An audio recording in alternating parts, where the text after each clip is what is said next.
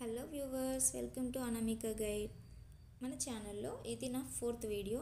ప్రీవియస్గా చేసిన 3 వీడియోస్కి మీ నుంచి చాలా మంచి రెస్పాన్స్ వచ్చింది. Thank you so much for that. అలాగే ఈ ఛానల్లో అప్లోడ్ చేస్తున్న కంటెంట్ మీకు నచ్చినట్లయితే దయచేసి సబ్స్క్రైబ్ చేయండి. అలాగే వీడియో చూసిన తర్వాత మీరు ఎలా అనిపించింది అనేది కమెంట్స్లో అయితే మెన్షన్ చేయండి. సో దట్ నాకు అర్థమవుతుంది మీకు ఈ వీడియో అనేది ఎంతవరకు అర్థమైంది అనేది. అలాగే వీడియో స్టార్ట్ చేసే ముందు ఒక లైక్ అయితే చేయండి. లైక్ చేసి వీడియో చూడడం అనేది స్టార్ట్ చేయండి. నేను ఎవ్రీ వీక్ ఒక వీడియో అనేది అప్లోడ్ చేస్తున్నాను. ప్రీవియస్ వీడియోలో కన్వెన్షన్స్ పార్ట్ 1 అనేది అప్లోడ్ చేశాను. ఇవాళ కన్వెన్షన్స్ పార్ట్ 2. ఇవాళ మన టాపిక్లో ICD-10 main interview questions from conventions. Conventions అంటే nothing but general coding guidelines అని మనం డిస్కస్ చేసుకున్నాము. కన్వెన్షన్స్ ఓవరాల్గా కోడింగ్ చేస్తున్నప్పుడు ఏ టాపిక్లో అయినా మనకి ఈ కన్వెన్షన్స్ మీద మనకి గ్రిప్ ఉందనుకోండి, కోడింగ్ ఈజీగా చేసుకోవచ్చు. సో మనం ఇక్కడ ఈ టాపిక్స్ అనేటివి స్టెప్ బై స్టెప్ డిస్కస్ చేద్దాము. ఎవ్రీ టాపిక్ తర్వాత Q&A కూడా ఉంటుంది. ఏ ఇంటర్వ్యూకి వెళ్ళినా కూడా ఈ క్వశ్చన్స్ అనేటివి ఇక్కడ ఉన్న ప్రతి క్వశ్చన్ అనేది అడగొచ్చు, ఏ క్వశ్చన్ అయినా అడగొచ్చు. సో ఇక్కడున్న టాపిక్స్ మనం డిస్కస్ చేద్దాము. ఫస్ట్ వచ్చేసి how to lead the ICD in alphabetic and టాబులర్ list. ఇది ఆల్రెడీ వీడియో అయితే చేశాను. ఆ వీడియో అనేది మీకు ఇక్కడ ప్లేస్ చేస్తాను, మన ఛానల్లో ఉంది. మీరు ఆ వీడియో ఒకసారి చూడండి. నెక్స్ట్ టాపిక్ వచ్చేసి place holder. Place holder character వచ్చేసి ఎక్స్. ఇక్కడ ఉన్న ఎగ్జాంపుల్ T450X1A అనే ఈ కోడ్లో ఈ ఎక్స్ అనేది ప్లేస్ హోల్డర్గా యూజ్ చేస్తామన్నమాట. The X is used as a placeholder at certain codes to allow for future expansion. Future expansion కోసము ఈ ఎక్స్ ప్లేస్ హోల్డర్ అనేది యూజ్ చేస్తారు. ఎందుకనంటే ICD కోడ్స్ అనేటివి ఎవ్రీ ఇయర్ రివైజ్ చేస్తూ ఉంటారు. ఈ రివిజన్ జరిగినప్పుడు ఫ్యూచర్ ఎక్స్పాన్షన్ కోసం ఈజీగా ఉండడానికి ఈ ప్లేస్ హోల్డర్ ఎక్స్ అనేది యూజ్ చేస్తారు. ఆ రివైజ్ చేస్తున్నప్పుడు వాళ్ళు ఏ క్యారెక్టర్ని అయితే ప్లేస్ చేయాలని అనుకున్నారో ఈ ఎక్స్ని తీసేసి అక్కడ న్యూ క్యారెక్టర్ అయితే ప్లేస్ చేస్తారు. ఎగ్జాంపుల్ ఇక్కడ మీరు చూసుకున్నట్లయితే poisoning by anti allergic and anti emetic drugs accidental initial encounter T450X1A. ఇది 7 క్యారెక్టర్స్ ఉండే ICD-10 code. If a code that requires a 7th character is not 6 characters, a place holder X must be used to fill in the empty characters. ఇప్పుడు మనకి 7 characters ఉన్నాయి కదా ఈ కోడ్లో X అనేది miss అయింది అనుకోండి, అది కంప్లీట్ కోడ్ అవ్వదు. ఆ ఎక్స్ అనేది ఉండాలి. 7 క్యారెక్టర్స్లో ఈ ఎక్స్ అనేది ఉంటేనే మనకి కంప్లీట్ కోడ్ అవుతుంది. చెప్పాను కదా, ఈ ఫ్యూచర్ ఎక్స్పాన్షన్ కోసం ఈ ప్లేస్ హోల్డర్ అనేది యూజ్ చేస్తారు. The ICD-10 utilises X is for answer వచ్చేసి ప్లేస్ హోల్డర్. నెక్స్ట్ టాపిక్ వచ్చేసి అబ్రివేషన్స్లో NEC అండ్ NOS రెండు ఉంటాయి. NEC అని అంటే నాట్ ఎల్స్వేర్ క్లాసిఫైబుల్, అంటే ఇది అదర్ స్పెసిఫైడ్ కోడ్. NOS వచ్చేసి అన్స్పెసిఫైడ్. రెండింటికి డిఫరెన్స్ వచ్చేసి ఇదేమో other specified, NEC other specified, NOS unspecified. ఇక్కడ మనం క్లియర్గా చూడండి. NEC not elsewhere classifiable when a specific code is not available for a condition. ఇప్పుడు డాక్యుమెంట్లో ప్రొవైడర్ ఒక కండిషన్ని మెన్షన్ చేశాడు. For example tobacco, mosaic, viral gastroenteritis అనే కోడ్ని అయితే డయాగ్నోస్ చేసి అక్కడ అసెస్మెంట్లో మనకి ఇచ్చాడు అనుకోండి. ఆ కోడ్ మనము వెతకడానికి ఆల్ఫా ఇండెక్స్కి వెళ్ళి మెయిన్ టర్మ్ ఏంటి ఇక్కడ గ్యాస్ట్రోఎంటరైటిస్కి వెళ్ళిన తర్వాత అక్కడ మనం వెతికితే టొబాకో, మొజాయిక్ అనేది మనకి కనిపించదు. అలా కనిపించినప్పుడు ఇక్కడ చూడండి, గ్యాస్ట్రోఎంటరైటిస్ సబ్ టర్మ్స్లో వైరల్లో వచ్చేసి వైరల్ గ్యాస్ట్రోఎంటరైటిస్ కదా, వైరల్ కింద ఎడినో వైరస్, ఎంటరోవైరస్, రోటా వైరస్ ఇలా డిఫరెంట్ టైప్స్ అయితే ఉన్నాయి, కానీ టొబాకో, మొజాయిక్ మనకి లేదు. అదర్ స్పెసిఫైడ్ ఇవి కాకుండా ఇంకా వేరేది అదర్ స్పెసిఫైడ్ కోడ్. మనకి అదర్ స్పెసిఫైడ్ కోడ్ ఏంటి ఇక్కడ వైరల్ స్పెసిఫైడ్ NEC అని ఇచ్చాడు. లాస్ట్లో చూడండి హైలైట్ చేశాను, other specified not elsewhere classifiable. So A08.39 అనేది కరెక్ట్ కోడ్. ఇవన్నీ కాకుండా ఇంకా అదర్ ఉంది కాబట్టి ఆ అదర్ కోడే A08.39. ఈ కోడ్కి టొబాకో, మొజాయిక్, వైరల్ గ్యాస్ట్రోఎంటరైటిస్కి మనం A08.39 అనేది ఇక్కడ అసైన్ చేస్తాము. అలాగే ట్యాబ్యులర్ ఇండెక్స్లో చూడండి, ఇక్కడ పక్కన ఇచ్చాను కదా, ఇక్కడ హైలైట్ చేసింది ఎంటరైటిస్ ఎన్ఈసి, ఇలా ఎన్ఈసి అని మెన్షన్ చేస్తారు.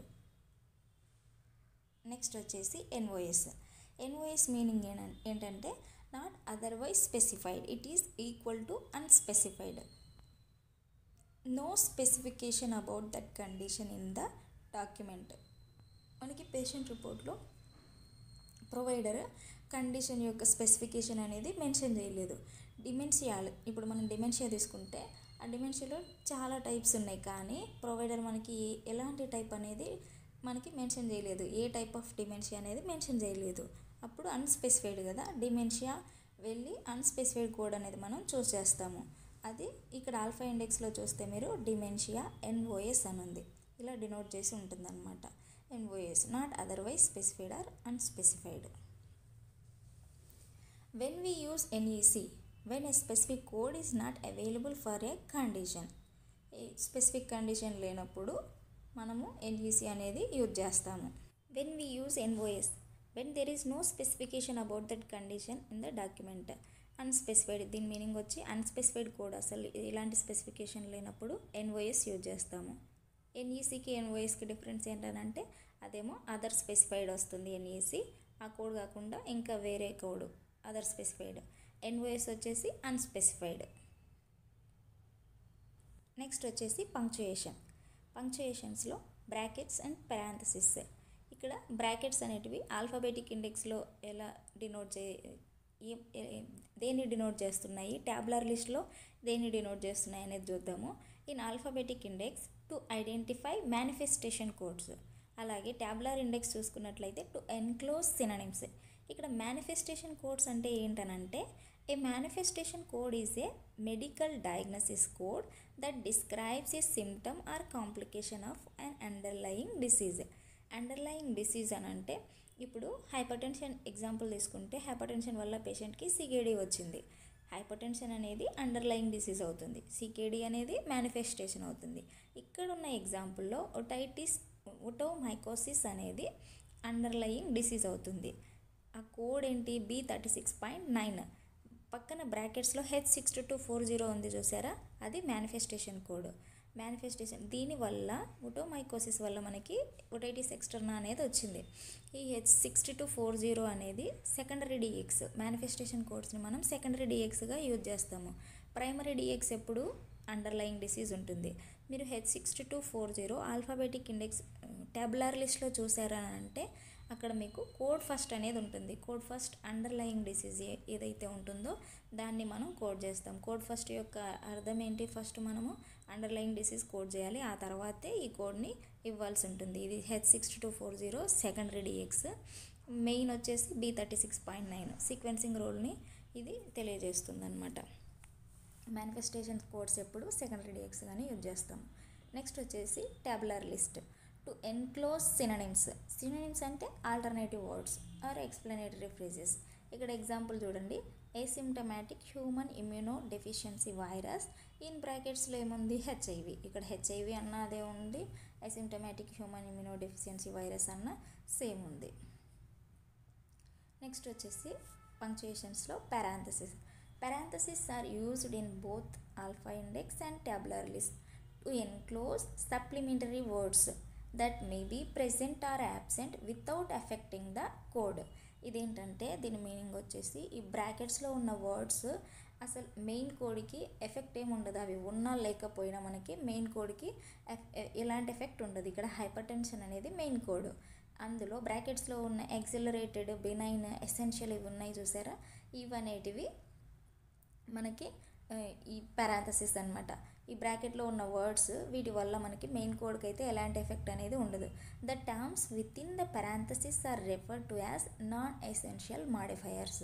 విత్ ఇన్ ద టర్మ్ ఇక్కడ ఉంది కదా, విత్ ఇన్ ద బ్రాకెట్, వీటిని మనము నాన్ ఎసెన్షియల్ మాడిఫైయర్స్ అంటాం. యాక్సిలరేటెడ్, బినైన్, ఎసెన్షియల్ ఈ బ్రాకెట్స్లో ఉన్నాయి కదా, ఈ వర్డ్స్ని నాన్ ఎసెన్షియల్ మాడిఫైయర్స్ అంటారు. ఈ క్వశ్చన్ ఎక్కడైనా అడగవచ్చు, what is non essential modifier అనేది. సో ఇది గుర్తుపెట్టుకోండి. ఇక్కడ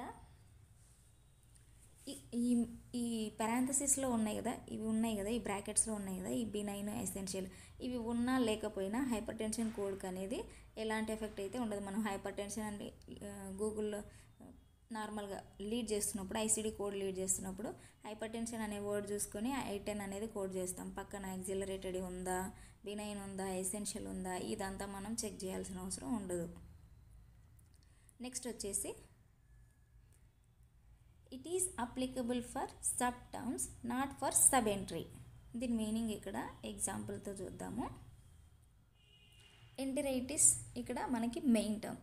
The non-essential modifiers in the alphabetic index to disease apply to subterms following a main term, except when a non-essential modifier and a subentry are mutually exclusive. ఇక్కడ sub term ఏంది, main term ఏంటి, sub entry ఏంటి అనేది ఇక్కడ చూద్దాము. Example ఏం తీసుకున్నాం మనం ఇక్కడ. In the ICD-10 alphabetic index under the main term enteritis acute, పక్కన బ్రాకెట్స్లో ఉంది చూసారా, acute is a non essential modifier. మనం చెప్పుకున్నాం కదా బ్రాకెట్స్లో ఉన్నవి నాన్ ఎసెన్షియల్ మాడిఫైయర్స్ అని. అండ్ క్రానిక్, ఇక్కడ లాస్ట్లో చూసారా క్రానిక్, ఇది వచ్చేసి it is a sub entry. In this case the non essential modifier acute does not apply to the sub entry chronic. ఇలాంటి సిచ్యువేషన్లో, ఈ కండిషన్లో ఈ అక్యూట్ అనేది క్రానిక్కి మనకు అప్లికబుల్ అవ్వదు. ఓన్లీ మెయిన్ టర్మ్స్ ఎంటరైటిస్కి మాత్రమే ఈ పారాంథసిస్లో ఉన్న నాన్ ఎసెన్షియల్ మాడిఫైయర్స్ అనేటివి అప్లికబుల్ అవుతాయి, క్రానిక్కి కాదు. అది దాని మీనింగ్. నెక్స్ట్ వచ్చేసి Q&A. Brackets are used for to identify manifestation codes in alpha index and to enclose synonyms in tabular index.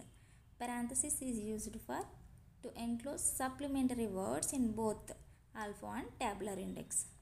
What is non-essential modifiers? The terms within the parentheses are referred to as non-essential modifiers. Feedback.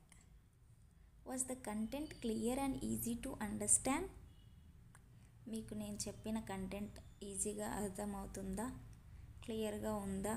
మీరైతే comments అయితే place చేయండి, so that నాకు మీకు ఎంతవరకు అర్థమైందనేది తెలుస్తుంది. Thank you for watching and subscribe for more videos. చాలామంది video అయితే చూస్తున్నారు, సబ్స్క్రైబ్ చేయట్లేదు. దయచేసి సబ్స్క్రైబ్ చేయండి. సబ్స్క్రైబ్ చేస్తే నాకు కొంచెం ఎంకరేజింగ్గా ఉంటుంది. So thank you.